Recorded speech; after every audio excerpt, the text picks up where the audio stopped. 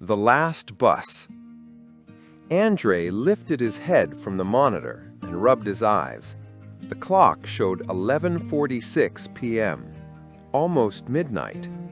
Once again, he was sitting alone in the empty office, among the humming of system units and the bright screens where no living thought had reflected for a long time. It seemed to him that the walls of the building were breathing. By day, noise, phone calls, bosses, colleagues. By night, emptiness, echoing footsteps, the occasional cough of the cleaning lady. "You stayed late again," the elderly woman with the bucket said quietly as she passed by. Andre nodded automatically. They hardly ever talked, but for a year already they had been night neighbors. She wiped desks, he typed reports, and each understood the other without words. He pressed save, closed the document, and shut down the computer. For a second, the darkness felt frighteningly quiet. Andre pulled on his coat and stepped out. The corridor smelled of cleaning solution. The elevator creaked lazily, and outside, the cold night air greeted him.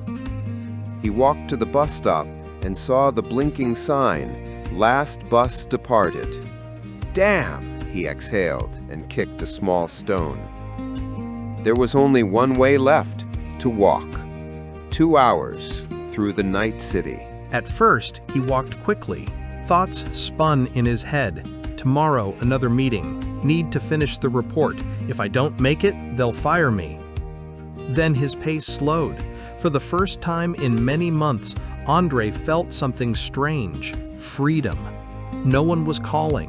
No one was demanding. No one was pushing him forward. He was just walking. Near a 24-hour store, some teenagers sat on a bench. 2 of them laughed, drinking soda from the same bottle, arguing about some song. Their laughter was bright and real. Andre caught himself thinking, when was the last time he had laughed like that?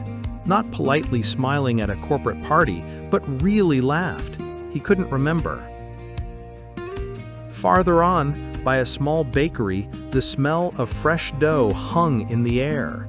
A man in an apron was laying hot pastries on the counter. Andre's stomach reminded him painfully that he hadn't had dinner. He stopped, stood there for a few seconds, almost walked in, but the familiar thought, "Why waste money?" pushed him back onto the street. He walked on, and the city slowly revealed another side. Rare passerby, open all-night shops, taxi drivers by the curb, dogs darting across the road. At a crossing, an old man with a dog stopped him. "Young man, can you tell me the time?" "1:45, Andre replied. "And here I thought only dogs walked at night," the old man smirked. Andre smiled back, awkward but genuine. It was his first real interaction that day, apart from the dry work phrases.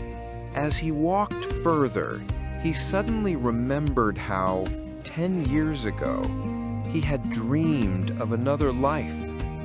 A student room, a notebook filled with plans. "I'll start my own project. I'll be free. I'll travel." Back then, he thought work would be a means for life. But gradually, it became life itself, and he stopped noticing how the years slipped away. His phone lit up with notifications. "Dad, are you late again? I wanted to watch a cartoon with you." A voice message from his daughter. "Andre, can you visit Mom tomorrow? She's asking." A message from his sister. Expecting the report by 9 a.m., an email from his boss. He stopped. His chest tightened. A taxi passed by, its headlights lighting up his tired face, and for a moment he saw himself from the outside. A man with a folder under his arm, trudging through the night city like a shadow. At one kiosk, a glowing sign read, "Coffee, 24 hours." Andre finally decided and bought a paper cup. The sleepy salesgirl rang it up. He sat down on the bench nearby.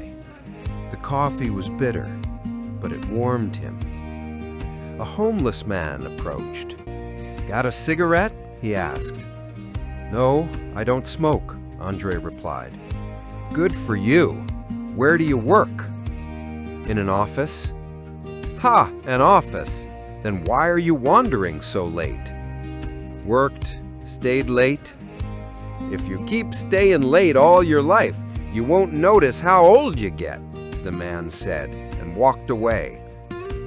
The words sounded harsh, but they hit straight into his heart. Andre sat for a long time, watching him go. When he finally reached his building, it was almost 3 in the morning. His legs ached, but inside, he felt a strange sensation. He hadn't lived this walk in vain. As if, for the first time in years, he had seen the city, the people, and himself. On the steps of his building, he pulled out his phone again.